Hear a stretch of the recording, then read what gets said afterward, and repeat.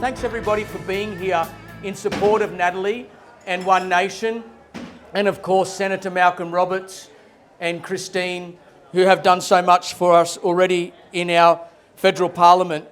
It's my great privilege and honour, thank you Natalie for asking me to speak here this evening. I'm a proud Australian. My name's Dylan Oakley, just to refresh your memory. I'm a proud Australian of modest means. I'm a husband of the beautiful wife of my youth. I'm a father of 5 children, most of whom are here this evening. I'm a hard worker. I believe that hard work and integrity creates opportunity, and that's what our nation is all about. I am a teacher by profession. I've done more than 2 decades in the classroom, but I've also driven trucks. I've also worked on farms. I'm a beekeeper as well, produce a bit of honey. So whatever it is, whatever I put my hand to, I believe we do a bit of hard work. We have some integrity about what we do. It creates opportunities. And good government exists to serve the people, to minister as ministers of the people in that wholesome aspiration. Government's not about getting bigger and bigger and bigger and becoming their own economy. It's about supporting the everyday person to get ahead, to get involved and do what they're called to do, put their hand to it, and to support those aspirations. So I'm here this evening. I'm not here as a minister of government, nor as a candidate. I'm here to support Natalie Davis in the seat of right as the lower house representative, and Malcolm Roberts, of course, in the Senate. I'm here really as a minister of the gospel. That's been my part and my place for some time now. I preach the gospel. That's another thing I'll add to the list of things I've done. You know, it was the Reverend Dr. Martin Luther King Jr. in the 16th of April 1963. He wrote a letter called My Dear Fellow Clergymen. You know, he was at that time sitting in a Birmingham city jail, and he was responding to a statement, a joint minister's statement that criticised his actions. Why? For being in jail as unwise and untimely. And Luther King wrote this. He said, "There was a time when the church was very powerful, in the time when the early Christians rejoiced at being deemed worthy to suffer for what they believed.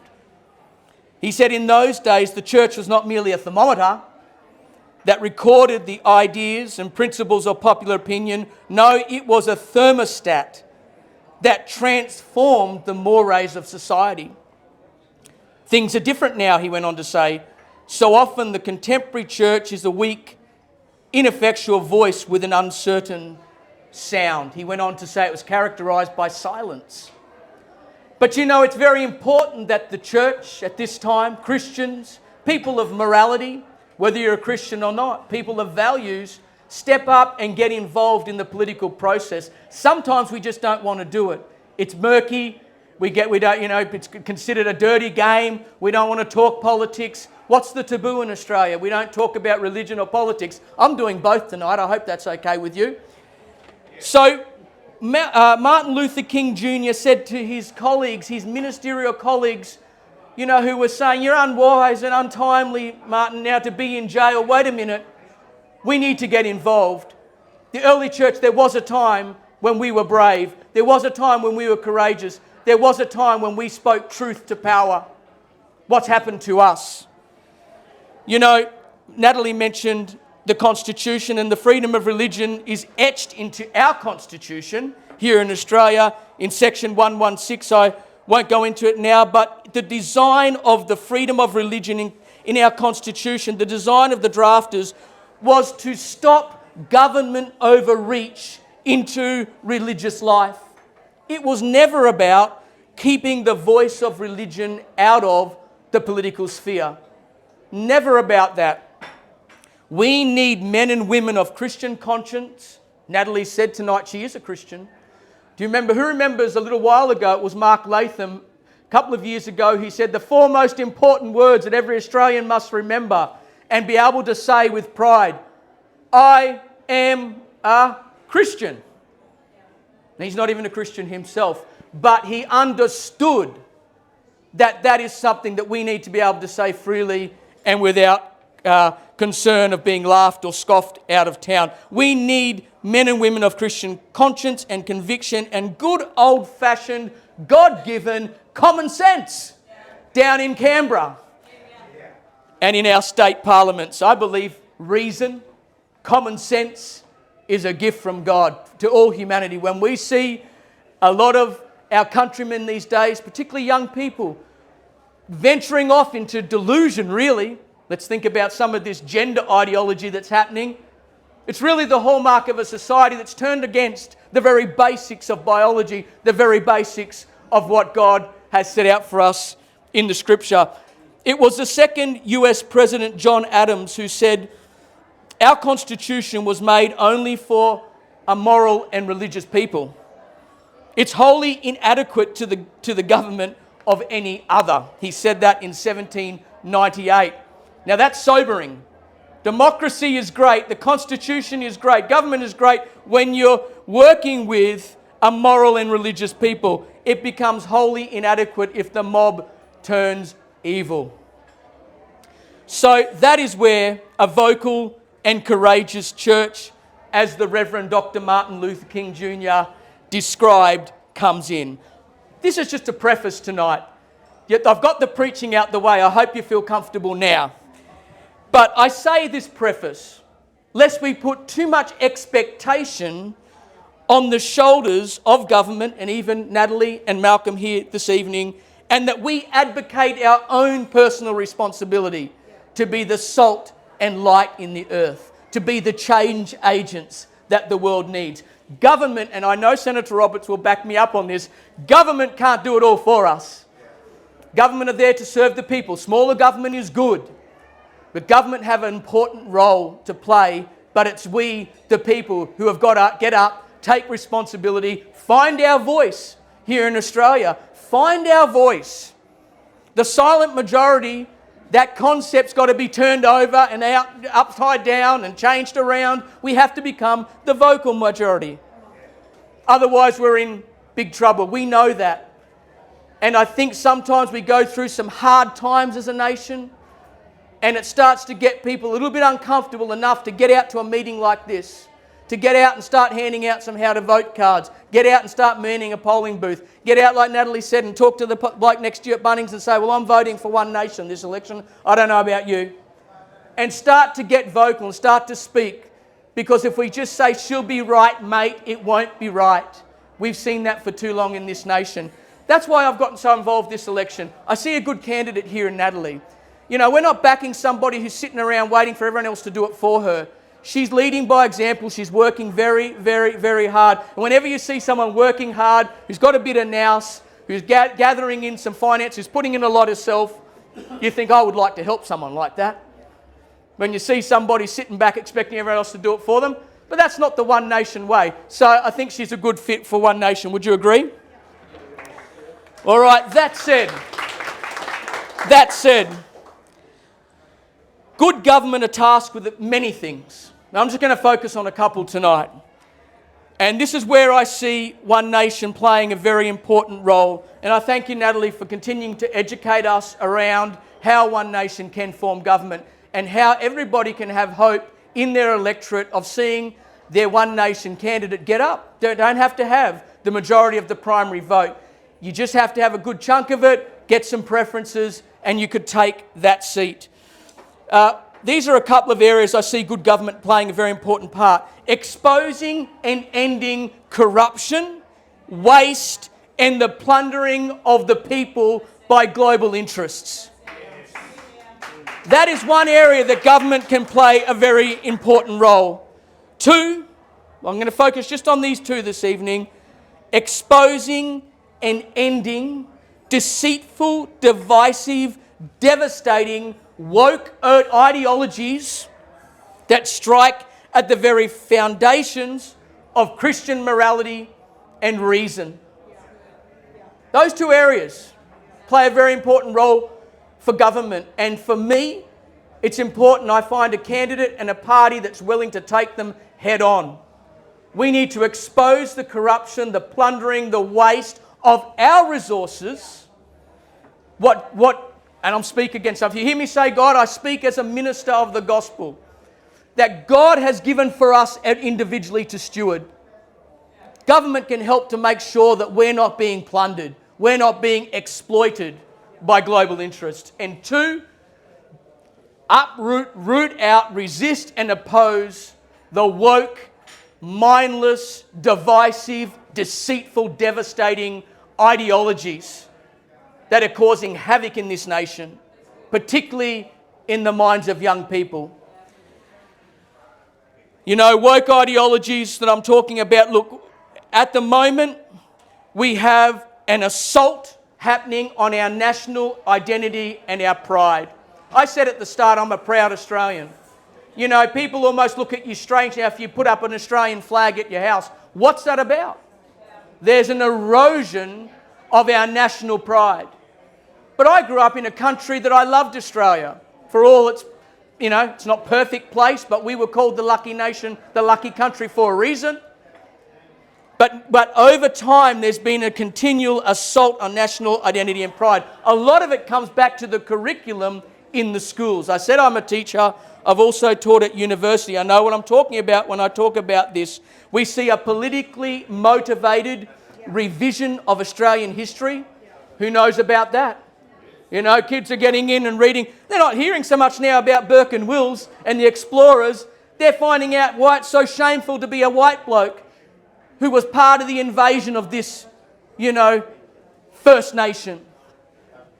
So there's this revisionist Australian history being pushed on our children. There's the politics of shame and victimhood everywhere we go. What is it? The shame of being a white Australian and the victimhood that are being pushed onto our Indigenous brothers and sisters. You know, the people who care about their communities in those areas, the Indigenous folk, they don't want to play the victim. They know that's an endless road. That doesn't go anywhere. But yet the Aboriginal industry, and I note that One Nation are going to shut down some of these agencies and the gross waste of public taxpayer money into these industries, it's not reaching the communities where it needs to reach. You only need to talk to people on the ground. You only need to talk to people like Senator Jacinta Price, whom Malcolm arranged for me to meet when I was down in Canberra. Was it last year, year before? Time flies. But if you talk to these people, the money doesn't reach them on the ground. It doesn't help where it needs to help. That's why the whole voice thing was another mindless, woke agenda that we opposed and One Nation opposed. And Australia found their voice then and said a resounding, no thank you. We saw through it. We saw through it for what it is. So that tells us that there is a majority, let's pray it's not silent for too long, who are ready to act this election. I do think this. I think that people, Labor government, ALP have been on the nose. They're going to try and buy their way back into government any way they can. But the LNP have been a miserable, weak, timid, tepid alternative to the ALP right now. I mean, you can have a UK High Court win announcing that women are women and men are men, biological reality. Then you can go and ask Peter Dutton, what do you think about that? Well, that's not something we're going to be talking about this election. I mean, Australians are seeing through this kind of thing. Be forthright. Speak up. Speak truth. You know, show us that, you know, if you can't do it now, how are you going to do it in government? So there's a good chance with the ALP on the nose, the LNP not providing or showing themselves as a credible alternative, that there's going to be a good protest vote going to One Nation. What One Nation's got going for it is it's been around for a while, it's established, and I mean, One Nation, like Natalie said, are coming out with some very, very good policies. Enough that the major parties are stealing them. Some very good policies. They've got a finger on the pulse of where Australians are at. And I think for that reason, we need to see and encourage this protest vote go to the likes of One Nation. You know, we've seen identity politics. I've spoken about that. It's almost like a national self-loathing. We're not the only nation to experience this. And of course, throw in the mix the climate, fear, fraud. And no wonder you've got young people growing up losing all of their optimism. losing what I had as a young fella, as my wife had as a young girl growing up in Gladstone. You know, and you get out in your push bike and you had this healthy optimism about the future of your country. You're proud to be an Aussie. And now you've got kids being weighed down with this culture of shame, victimhood, fear that the world's about to end. Well, we need to do some things about that. And you know what? Here's the thing. We pay for the privilege of having this rammed down our throats. You understand that? We pay for that privilege. We pay how? Through the Department of Climate Change. We pay through the National Indigenous Australia Agency. These are two agencies and their associated entities that One Nation are going to abolish. There's $30 billion worth of savings there in the Climate Change Agency. There's another $12 billion to be saved in the National Indigenous Australians Agency. So we can abolish these things. We can stop paying for the privilege of having woke ideology rammed down our throats.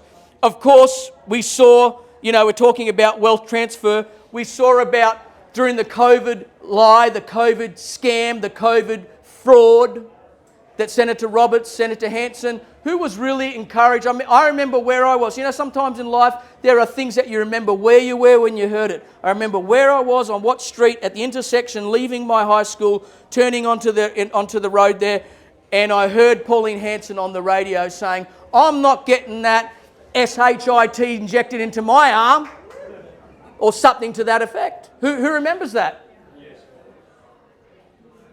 And so it gave us a level of courage. It gave us a level of, we're not alone in this. There's somebody who's got our back. There's somebody having a go. Of course, it was One Nation who tried to overturn the mandates thing that was going on, but it was unconstitutional. I hit Bert Van Manen, who's the LNP whip, who's a member for Ford, and I interviewed him on the street one day, and I said, "Why didn't you guys get behind that?" "Oh, well, Dylan, don't you understand, the feds can't overturn the states, I know that, but why didn't you get in and work with it and try and massage it and adapt it and do whatever needed to be done to get rid of these unconscionable vaccine mandates?"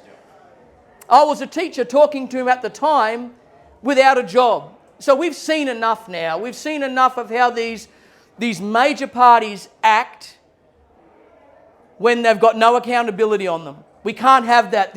At the very least, we've got to have a balance of power in Canberra. Do you agree? We have to have a balance. Like you said, Nell, it's fear to keep saying, you could have an unstable. If stable government is what we have now, give us a balance of power where these guys have got to work for what they're putting across the line, where they've got to convince us Australians that it's in our best interest. Is this making sense tonight?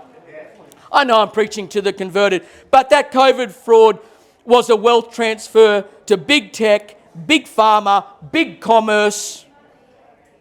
And we talk about inflation and the cost of living crisis. Where do you think that came from when all that money is thrown out and thrown around? JobKeeper, people doing nothing and making money. Come on. The effects go on and on and on. There's so many big issues I could talk about. I'm just zeroing in, narrowing it down to just a couple here tonight. I've had a fair bit to do with this second one when I said the woke ideologies in schools. I've talked about some of the stuff going on there around identity politics in the curriculum. What we can do there, by the way, is ban this welcome to country from every event, sporting event, church service, political gathering, whatever it is. Let's ban Anzac Day services. Who would have thought that we'd ever see it on an Anzac Day service? Thank you, Senator Roberts, for what you wrote in relation to that. I did share it on as well. One Nation are committed to banning this welcome to country if you have the ability to do so.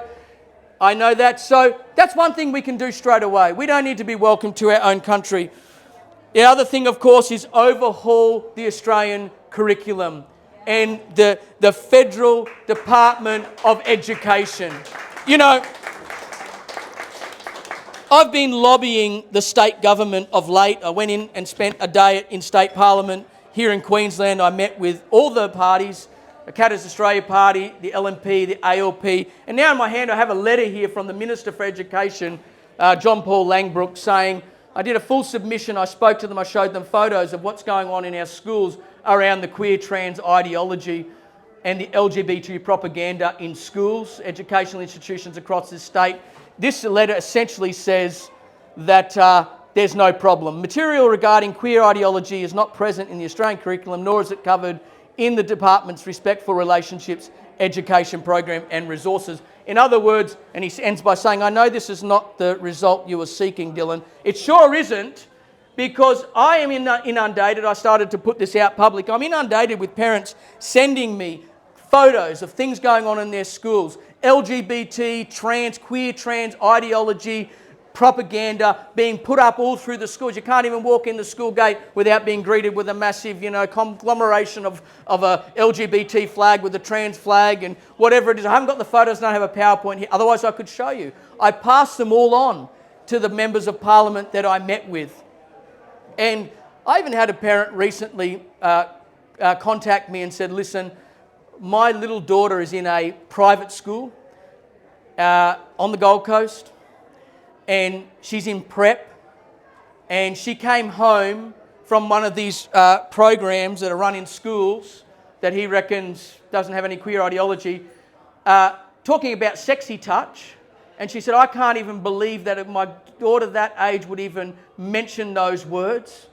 And they had these naked, I saw them, naked pictures of a boy and a girl, and they had to draw, colour in the private parts with different colours. And of course, it's all fluid. It's all, whatever you feel on the day. We didn't ask for that.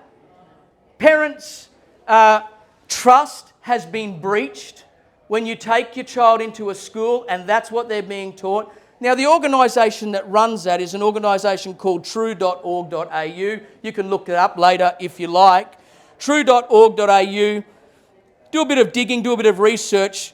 It's the name of the organisation. They're the ones who run these programs in schools. By year 9, they've got a course there where they're teaching year 9 students gender stereotypes in porn. I don't know what that kind of class would look like, but I have an idea.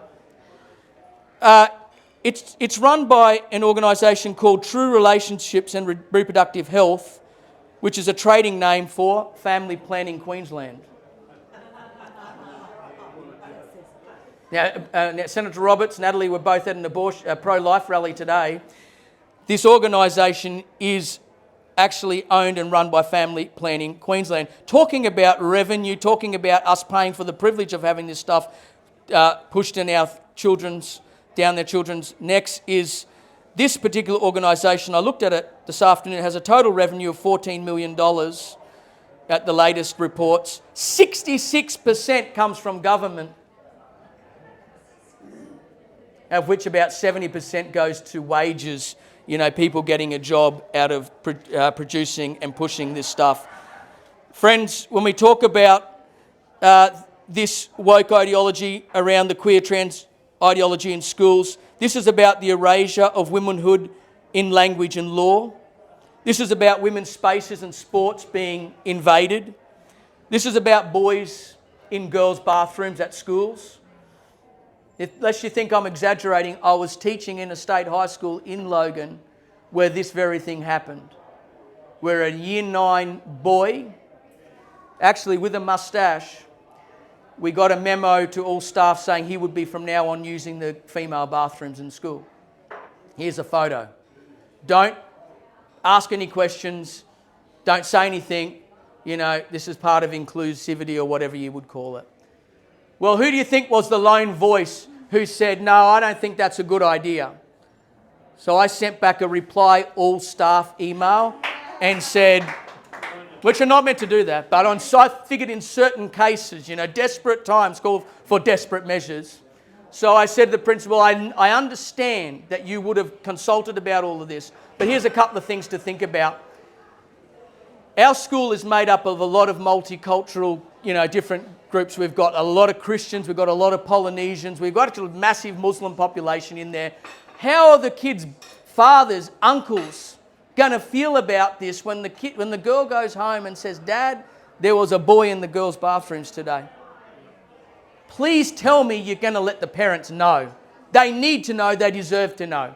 Well, I got in trouble for that email. I got hit with this much legislation to read to tell me why I was out of line. I said, I'm just being a dad. But not only that, I gave them a solution in that email. I said, why couldn't we give a key to this student who's having some difficulties at the moment, let's call it, say, gender dysphoria or whatever, give the student a key to a unisex bathroom that he can go and use whenever he wants. He doesn't even have to ask, just use the bathroom. It doesn't interfere with the rights of others. Does that make sense? No, that is discrimination. Talking to the parents and letting them know what was going on, that is discrimination. So I had as you could expect, I had the LGBT advocacy groups and teachers all come to me and speak to me and call me aside and the like. And I said, I'm just being a dad. I'm just speaking up how I would feel if it was happening if my kids were in the school. We've got to be able to talk like this. I've given you a solution. You know what? Long story short, that's the solution they ended up taking. Common sense did prevail. Reason did prevail. A lot of teachers came up to me quietly and said, hey, thank you for saying what you did. I wanted to say, but I did. We've got to stop being silent. We've got to stop saying, well, I don't want to be called this and I don't want to be called that. Too bad. If we care about our nation, we're going to fly our colours. We're going to, paint our wagons, whatever colour it is. We have to do it, friends. We've got to stop being timid. We've got to stop being silent. There's queer activists in schools. There's propaganda in there. I mean, what I presented to the state government. And I'm saying all this because One Nation, this is a federal election, but a lot of the federal funding, a lot of education funding is done at a federal level. There's the national curriculum. We can continue to put pressure at the federal level and the state level around this kind of thing. But, there's queer, trans ideology in classes. All of this comes back to the sexualisation, really, of children, friends. And we wonder why we're seeing those results. It's not just in the act out of queer and trans stuff, but it's also the act out of young girls. I'll name this tonight. One of the scourges we have in this country, I'm sure you'll agree with me, is this OnlyFans thing. It's like a form of online prostitution of young girls on this OnlyFans. If you don't know about it, it's ripping people apart. Not only the girls involved, but the men who get involved in that. I'm just naming it. Something we've got to get on top of. We've got to do something. Friends, what we can do is affirm biological reality in our federal parliaments. We can ban, I don't see why this is a big deal, ban LGBT propaganda in our schools. We're not sending them in there for that. By all means, support kids who are going through different stages. People have different stages in life, they go through stuff, right? But they don't need to have this level of propaganda. It was Marsden State High School, a Logan school. It's the largest school in Australia that I showed the photos when I went up into Queensland Parliament. Photo after photo after photo of doors plastered with LGBT trans propaganda, bathroom doors. It was all there. Even they had in the library a display with the uniform, the school uniform, with a rainbow across the school uniform. We don't need a rainbow on the school uniform. Honestly, it's gone too far. Is this about supporting a vulnerable child, or is this about recruitment and propaganda? You tell me. I know it doesn't. We're in a pub. It won't pass the pub test. And that's what I said to these politicians up there. This does not pass the pub test, but yet the Minister for Education wants me to go away and accept his verdict on it. I don't think so. We'll continue to lobby. We'll continue to be active in this space.